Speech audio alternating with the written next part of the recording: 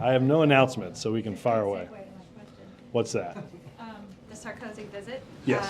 The setup for it, the Rose Garden News Conference, the dinner in the family quarters is being perceived as kind of the full treatment, the full royal treatment, for lack of a better word, and kind of a makeup with the French president. Do you think that's accurate? Makeup for?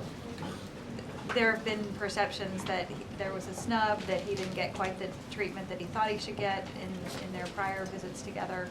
So do you think that's an accurate way to view it? And No, I mean, I can't speak to make decisions about how to treat leaders. What sort of, do they get the Oval Office pool spray? Do they get no cameras? Do they get Rose Garden?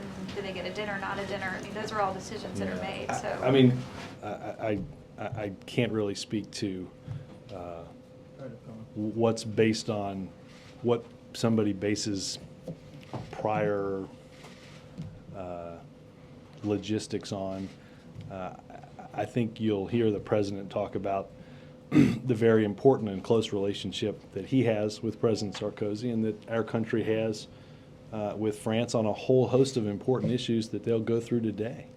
The global economic recovery, climate change, financial reform, Afghanistan, the spread of nuclear weapons, our partnership in the P5+1 in dealing with Iran, all of which are tremendously important to both nations. And both nations, I think there's a very strong relationship between the two leaders. I've never heard anybody say we're going to do this because we did this last time. So you're not intending to send any kind of signal with this setup or the schedule of events? Well, again, obviously it's an important ally. Obviously, the work that the two presidents have done together on the issues that I just mentioned is significant. There'll be a bilateral meeting between the two. We'll have the two give statements and each take a question, and then they'll have a private dinner together. I think that is somewhat. I mean, it doesn't seem totally out of the ordinary. It's getting more than that. Yeah. More than most leaders, actually. I gotta say, I've been puzzled by the notion that Netanyahu spent more than 2 hours sitting with the president. Didn't prove it by me, I didn't see it. Well, you'll just have to take our word for it, I guess, Bill. Okay, well. Back to the crossword puzzle. Yes, ma'am. Financial regulatory reform. Mm-hmm. Paul Volcker said today that regulatory reform will be completed this year. Yeah. And there have also been some reports that that there's about a push to get the bill to the president's desk by the end of May. Mm-hmm. Is that kind of a timetable doable? Mm-hmm. And what kind of progress can you make without Republican support? And to get Republican support, what are you willing or prepared to give up? Well, let me, first and foremost, I don't think that's an unrealistic timetable at all. Obviously, we've got a bill through the House, a bill through committee, unamended. Nobody on the Republican side even offered an amendment. So I think the next piece of business that the Senate will take up will be financial reform. You mean late May, the unrealistic? I don't think that's unrealistic. I think without a doubt the president would like to see, with his signature, strong rules in place, certainly prior to the 2-year anniversary of the collapse in our economy. So I think we're on a pace to make those changes quite quickly, and I think it's important as we move forward that we ensure, as I've said many times and as the president has said many times, that we don't have the conditions in place that allow the same type of thing to happen now that happened 2 years ago. In order to get Republican support, I think the president is clear that we are not going to compromise on what we believe represents a very strong piece of legislation. Just last week, Senator Corker and others said they thought Republicans would support this legislation. The president's going to outline a the plan that he believes best puts those rules of the road in place, ensures a strong, independent consumer finance protection agency, provides the type of clarity and disclosure that the American people need to judge financial reform. So I think we're on a path to do that. And those are things that are not negotiable. Those are things that the president has spoken about for quite some time. They're not negotiable with the president. They're not negotiable with the American people. Jake. Secretary Clinton on Monday made a request to Prime Minister Harper to keep Canadian troops in Afghanistan, saying that they could be serving in other in capacities beyond combat if need be. And that was rejected today by Prime Minister Harper, saying that the Canadians are withdrawing their troops by 2011. I was wondering, A, if you guys have any response to that, and B, what that says either about the U.S., the ability of the Obama administration to convince the Canadians that this is their fight, just as it is for all Western countries, or just the basic fact that the Canadians seem to reject that. Well, first of all, the fact that they were transitioning their troops out of Afghanistan has been known certainly by this administration, and I think by most of the world for quite some time. Right, you guys are trying to convince them not Well, to. I think we checked in with State on this. I think there seems to be, on their part, State's belief there's a little confusion here. The Secretary of State, first and foremost, wants the Canadians to continue, as you mentioned, to be involved. There are a host of civilian non-combat activities that Canadians can and we hope will contribute to.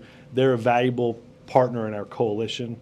I would also say that understanding that this was, for quite some time, that this was going to happen, we have seen a dramatic increase in NATO contributions that will make up for any troops that have to rotate out. Okay, and then the other question had to do with the new nuclear disarmament treaty with Russia. You guys heralded how the president pushed back strongly on the notion of there being any linkage with missile defense. The Russians are saying that there is language in this treaty that addresses missile defense, and that's a big victory for them since it's the first time it's been acknowledged in a treaty. Whether or not it's actionable, it's still in the treaty. How do you explain that discrepancy? Well, I would simply refer you to what Secretary Gates, Admiral Mullen, Secretary Clinton all had to say on this last week, that there's nothing that precludes what we're doing in Europe as a part of this treaty. Is this the Russians trying to save face? A better question for the Russians than for me. Yes, sir. Okay, in addition to all those things that you pointed out that the president would be discussing with Mr. Sarkozy, will he be pushing him to commit additional troops? No, there's no ask on the table to do that, no. Will not be asking. I anticipate that they will discuss progress that needs to be made in training the Afghan National Army and the Afghan National Police. And I have no doubt that they'll talk about the contribution that France has already dedicated as I think the fourth largest coalition contributor. But there's no specific ask on the table today from President Obama to President Sarkozy to increase that force. And on, Robert, Let me go and I'll come back. on Hamid Karzai, do you feel that he is the right leader to get the job done? As the president said, the U.S. will get the job done there. Is he the right person to get the job done? Well, Dan, understand that he's the elected leader of Afghanistan. We will work with and we will expect certain things to come from his leadership based on what we're helping them do in setting up appropriate governance as well as rooting out the Taliban and its extremist allies. I think the president has been clear with President Karzai, quite frankly, going back quite some time. And I read out a call that the president made to President Karzai just after he was reelected, that the president was clear that it was up to them to take important steps on bettering their governance, understanding that in the inaugural he laid that out in the conference in London. He laid out some positive things. we've seen some progress, but as the President said, that's slow progress, and we understand this isn't going to happen overnight. All right. You got a follow-up on France, and then I'll come over there. On actually Jake and the question on the training. When you talk about non-combat mission for the Canadians in particular, do you include training the Afghani police forces? Well, I don't want to get ahead of the discussions that are happening now with the Canadians. Certainly, there are a host of non-combat roles. Obviously, some aspects of training would be in that. Obviously, we're not talking about pairing trainers with combat brigades that are out. That obviously would be more combat focused. But understand, too, there's a whole host of what we were just talking about in terms of governance issues and civilian activities that you've seen a tremendous increase on our side in dedicating those resources over the past year that, without a doubt, other nations can help with as they have in the past. Yes, ma'am. Thanks, Robert. In Pittsburgh, Sarkozy was asking for a deadline about Iran, and it seems that the deadline was December 31st. What does President Obama is expecting from President Sarkozy about Iran? And I have a funnier question. Can we have some details about the menu tonight?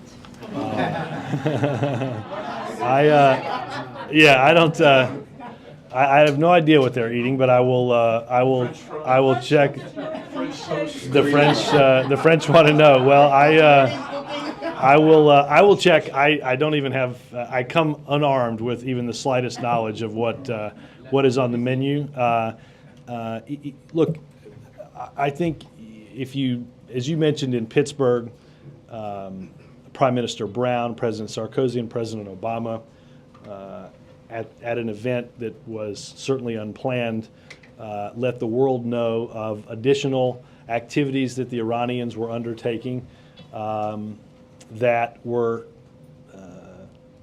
far out of bounds with what was expected of them, and certainly as it relates to the IAEA.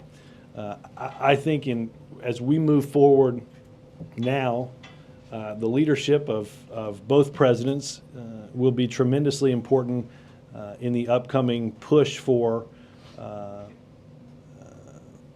sanctions and additional efforts that are needed to get the Iranians to live up to their many responsibilities that they've failed to live up to now.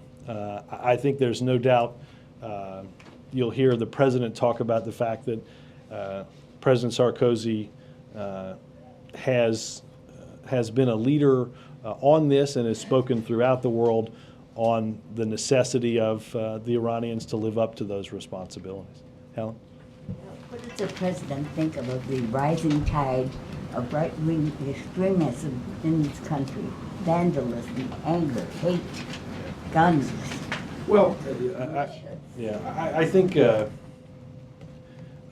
look, as it relates to some of what we've seen around this healthcare debate and this healthcare vote, I think the president's message that he's delivered often, that in a country as strong and as rich as the United States, and when I talk about rich, I mean in values and tradition, our country was founded on open debate, passionate open debate.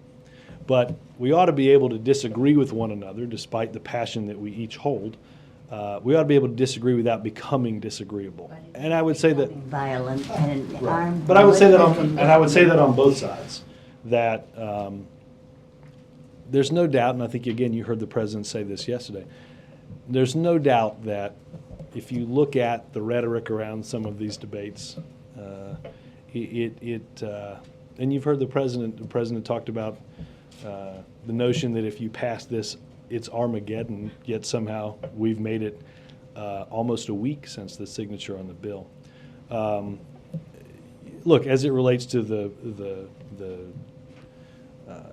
indictments yesterday, obviously I have not talked to the president specifically about those, except to say that certainly we will vigorously enforce the law against anybody who seeks to break it. Who's coming to dinner tonight? The two presidents and the two first ladies, That's it? two interpreters. So it's an entirely private affair? It is. You just have to take my word for it. Apparently. Since there won't be any pictures, right? I don't think there are any planned pictures, no. Are there any of their children coming? Not to dinner that I'm aware of, no. Yes, sir. Can you shed any light on what the president said to Karzai about the relationship that he's building with Ahmadinejad? I've not spoken with the president directly on that. I do think that, I would say that the notion that somehow, in a stiff to us, he went and got invited somebody like Ahmadinejad to come to Kabul. I would remind people that Afghanistan and Iran share a border. I don't think would be out of the ordinary for the Afghan government to deal with its neighbors. But you don't believe that any of the protocol or ceremonial aspect of that was at all aimed at? I don't, actually. I don't. And what is the relationship of the president with President Sarkozy in this respect? Do you feel like does the president feel like he gets these blunt assessments from President Sarkozy in private that we supposedly hear that he does? Is it a frank? I mean, what kind of dialogue and exchange do the two have? Is it frank? Is it blunt? Is it critical of the other and how they handle certain things? No, I think, Chuck, if you look at the whole host of issues that I think they're going to discuss today, and that you'll hear the president speak about later, I think they've actually had a pretty good working relationship on virtually every one of those issues. Obviously, from the beginning of our activities and the president's activities with the G20, in trying to put together in Copenhagen a deal on climate change. They have increased their share of troops in Afghanistan, and they are an exceedingly valuable coalition partner. Obviously, in the P5+1, they've played an extremely important role and will continue to as we try to marshal the support of the world against the activities of Iran. So I think they have a very good relationship. I think there is no doubt that President Sarkozy is a energetic and passionate leader, and what you will see later today is what the president sees when they sit down one-on-one. Again, I think he's an energetic and passionate guy in private and in public. So. And are you expecting France to play the lead role of getting the EU together on sanctions that can't be done through the United Nations, so that you get whatever minimal sanctions you can get done on Iran? I certainly think that are they the point? Well, look, I think they will, and I think obviously Great Britain will play a huge role in that. And look, I think we will be dependent on the eloquence and passion of President Sarkozy and others in rallying the world for what will move to the UN. Unilateral, you mean? Sorry? Unilateral? No, I mean through the United Nations. Through the United Nations. Yes, sir. Robert, when Bill mentioned the Netanyahu meeting last week, you said you were puzzled. Were you puzzled by the way it was portrayed in the press? Well, I'm puzzled by the notion that somehow it's a bad deal to get 2 hours with the president almost entirely alone. That doesn't seem like a lot of punishment to me.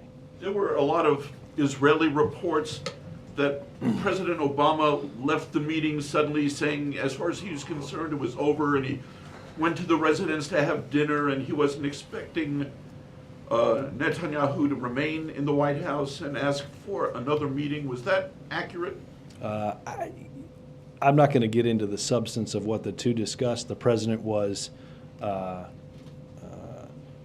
thought they had a good discussion in the first meeting and was happy to come back and see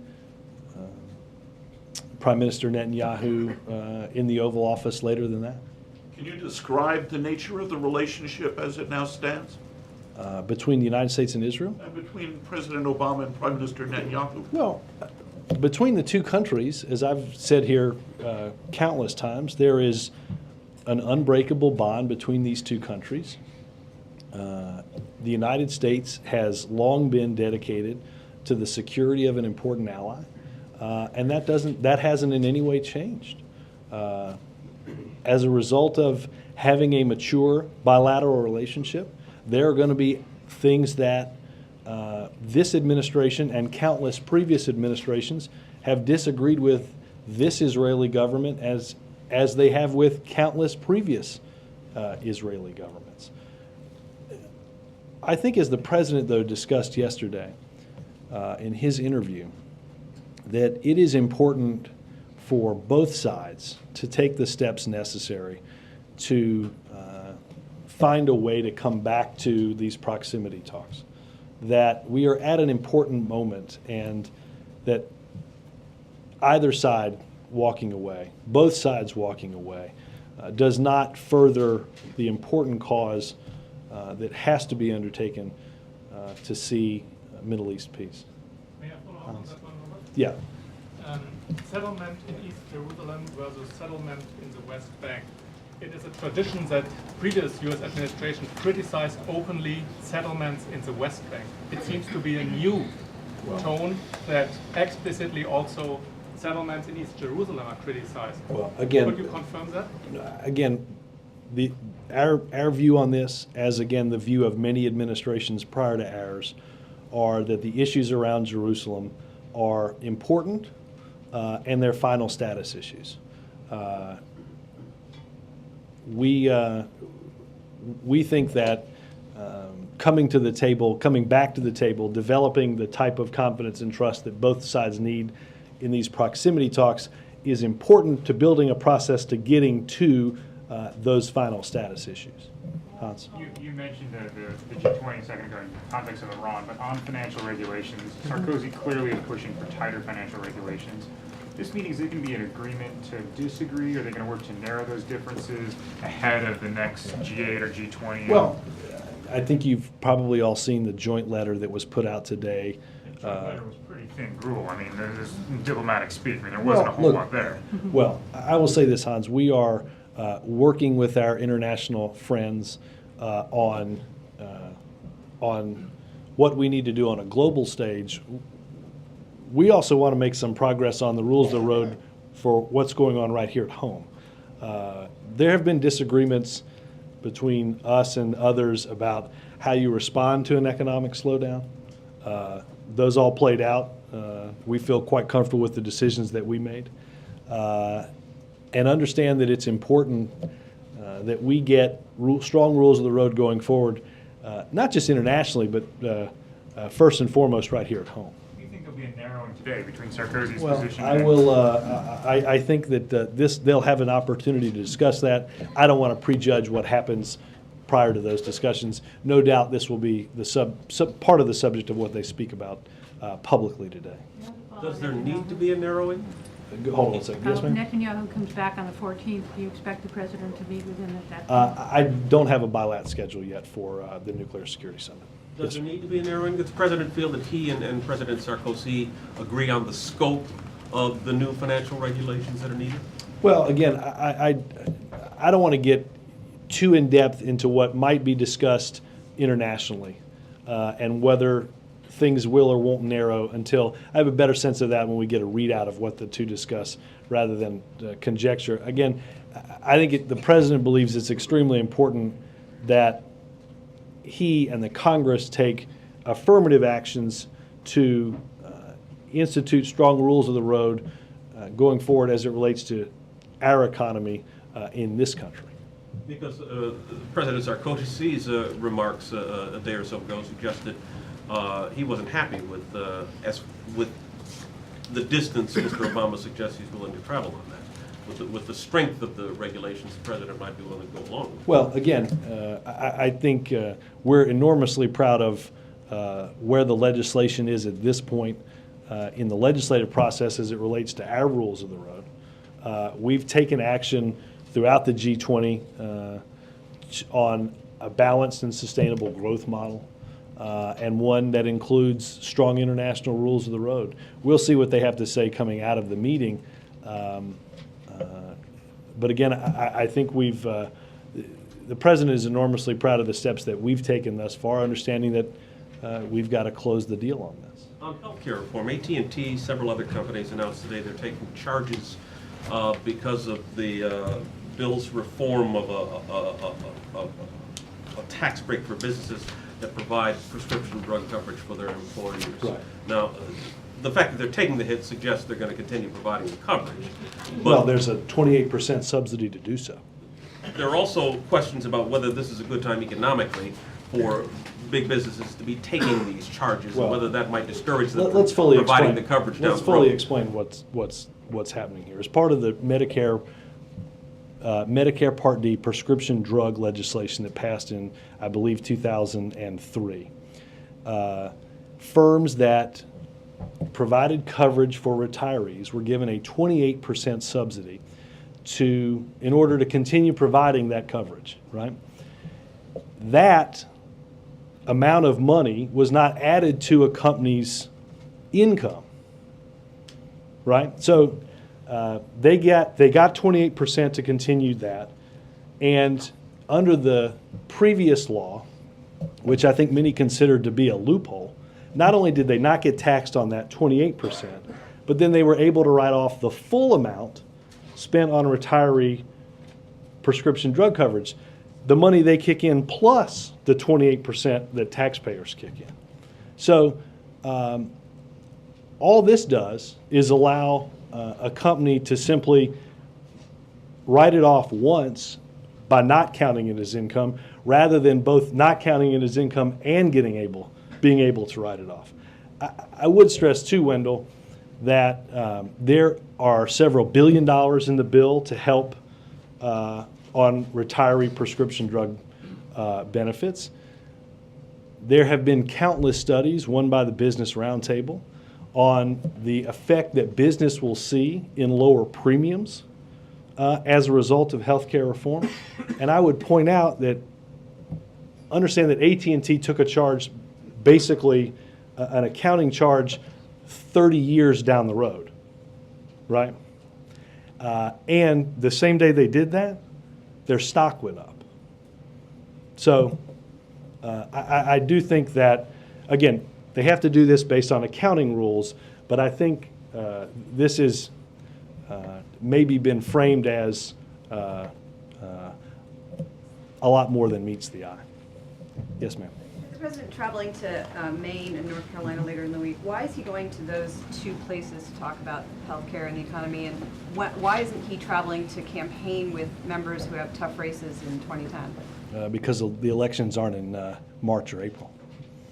So can you talk about why he's going to those two places? I don't know why Maine was selected. I think one of the reasons was Karen Mills is our SBA administrator, and she's from Maine. And we're going to focus on the small business aspects of the healthcare reform. North Carolina is one of the states in the country that has seen fairly big unemployment in terms of their rate is north of 10%. And we will highlight a company that is seeing, as a result of some of the investments that they've made in creating the jobs of the future, increases that they've made in their hiring roles on Friday. You said midterms aren't now, but weren't one of the lessons of Virginia and Massachusetts getting the president into campaign with? And there will be, there's 1,000 years before the next elections. You guys will have plenty of time to go cover them. The president is not focused on what happens the first Tuesday after the first Monday in November. We're focused on this Monday and this Tuesday. All good? Yes. Yes, what did I want to ask? Did the President in his security briefings, has he been told that the number of these kind of militia groups seems to be growing dramatically in the last year? Is that a concern? I don't know the degree to which, in the daily intelligence briefings? Well, in any of the I can certainly security- check and see if, I will check and see, and then I will check and see if that's anything that we would make available. Go ahead. What is that awkward music that somebody is? You can just so you know, you can change the ring on your phone. Just yes. President of Or less weird. Go ahead. Two questions. One. President. Did you think that was? That was probably Bernie's favorite song. I'll refer to that to Chuck. Go ahead. I have two questions. One, President Obama made it possible, now it's a done deal between the United States and India, civil nuclear agreement, because one paper which was on his desk, 123 agreement, now is, so that means how it's going to affect the U.S.-India relations, and also it's going to help President and Mr. Singh to come closer on this when they visit next week here and President visits India. Well, obviously the president is a proponent of the agreement between the two countries, supported it in the Senate, and is glad that in an important region of the world we're strengthening a very close bilateral relationship. Obviously the president, as you know, and as many of you have seen, have spent considerable time on our relationships with Afghanistan, Pakistan, and India in order to see security strengthened and our mutual goals worked on in an important region in the world. And second, President now is supposed to visit to Indonesia to make his speech to the Arab and Muslim communities, which he has done in Turkey and in Egypt. Do you think before he visits to Indonesia and Australia or India, he's going to make his final speech here, or there's a need for the Muslim and Arabic community or to the Taliban? Well, I don't know of any plans to do that speech prior to Indonesia, as when we slide the trip over to June, as we had originally discussed. Yes, sir. Robert, is the president going to, as Senator Dodd wants to, focus on key Republicans and really make a full court press on getting them in on the financial recovery regulations that Dodd is going to press, which we'll probably start having debate on in just a few weeks? Right. What's his plan? Well, look, I think the president obviously is enormously supportive of the legislation moving forward. Reiterating again the desire and the need to have strong rules in place. I anticipate that not only the president but other members of the administration will reach out and talk with Republicans in order to get them on board supporting strong reforms. I will say this, the president certainly is committed to reaching out, but understanding that the desire is not to see a weaker set of rules. The desire is to see strong rules going forward to ensure that what happened in September and October of 2008 can't happen moving forward. And that will certainly be his focus. Christy? Robert, what does it mean that Hamid Karzai is coming to the White House in May? What's the meaning of that visit or the purpose of that visit? Say again? What's the purpose? Certainly to continue the important discussions that the two presidents and the two countries have. Christy, I think it's important to understand, we said this before, we said this during the Afghanistan review. The president was quite clear about this on West Point. Our security gains that are made through the heroic activities of our military can only be preserved with strong governance to back those up. That's what the president has been focused on in this relationship. And that's the progress that we have been monitoring and hope to continue to see. Did Karzai make any particular commitments to the president along the lines of merit-based appointments? Well, I will say that there was a robust discussion on improving national and subnational government, local and regional, and strengthening efforts to identify and root out corruption. Again, understanding, as the President said, just how important better governance is going forward in order to match and preserve the security gains that General McChrystal and our troops are making on the ground. And just one more thing, if I could. Are there particular goal points or benchmarks that the President wants to have met by the time that meeting takes place here? Again, without getting into a lot of the substance that the two discussed privately, obviously the President understands. I think both presidents understand what they'd like to see moving forward. We evaluate that constantly.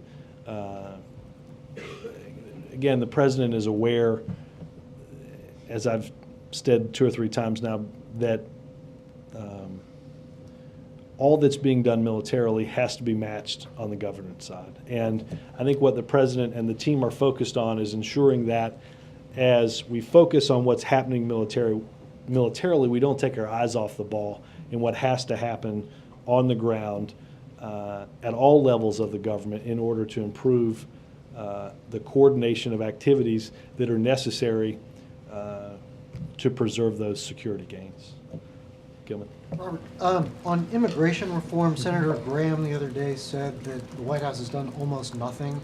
I'm wondering what your response is to that, and if there's anything that you plan to do to show the seriousness of purpose on immigration. Well, I not surprisingly would likely disagree with that characterization. I think the President has been a strong advocate and proponent of immigration reform. Understanding, again, this is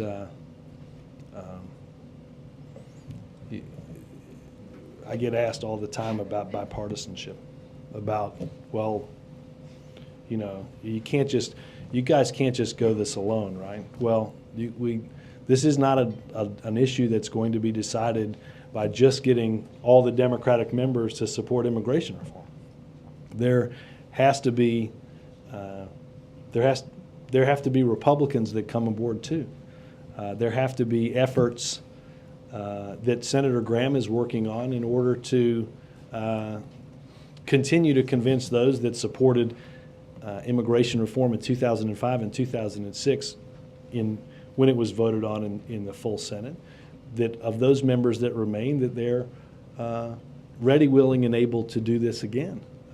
Those conversations the President is likely to have with Republican members in the near future, and we'll gauge whether or not it's possible to move forward on this issue. But this can't just be President Obama. This can't just be President Obama and the Democratic Senate. It, quite frankly, probably can't just be President Obama, the Democratic Senate, and Lindsey Graham. It has to be others, and I think many will get an opportunity to weigh in on that. Is there any chance that the White House is going to write a bill? I think we put out a strong statement in support of many of the aspects of the legislation that Senator Graham is working on with Senator Schumer. I think they're still going through a full evaluative process of that. But obviously many aspects of that the President finds greatly appealing. Yes, sir. On Iran, Secretary Clinton in Moscow last week said that she would pursue sanctions that I think the word she used was biting. Since then, there have been these reports that maybe these sanctions are going to be watered down in order to get everybody on board. Does that mean they're going to be biting or not? Well, I was amused that in 2 different publications there were 2 different stories and 2 different views on the sanctions in each of those stories just last week. So I guess it depends on who leaks what. I would simply say that And to who? And to whom, right. Good point. Thank you, Mark, for adding that. I would say that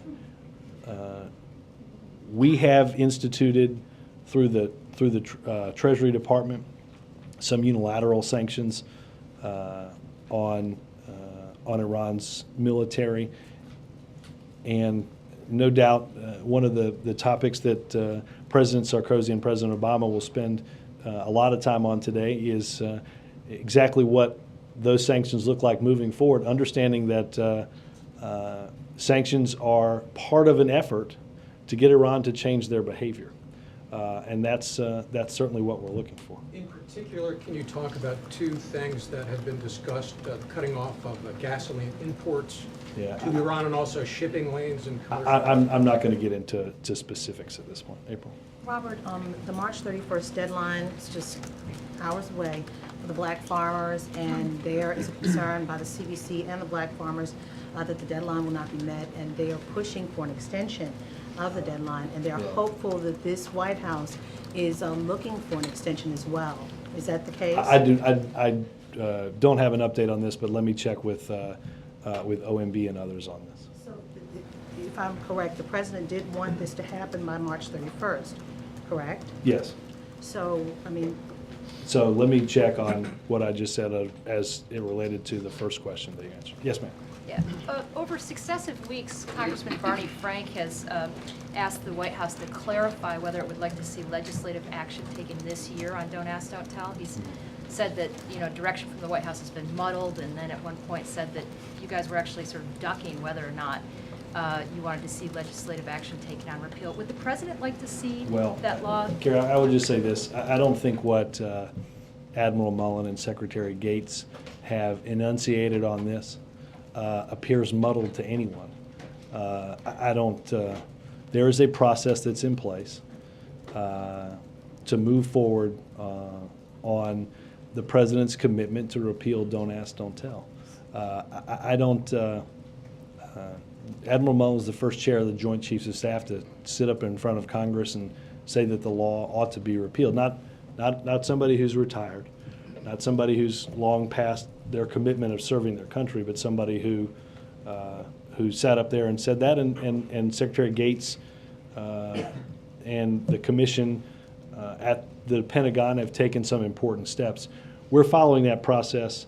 We'll see where the legislative road takes us as we continue to build support to keep the commitment that the president has made. So the president would feel perfectly comfortable letting the next Congress take Well, that up? again, we're going to follow the process and the path that are underway with the clear direction that the president has given to repeal this. Thank you, Robert. Karen?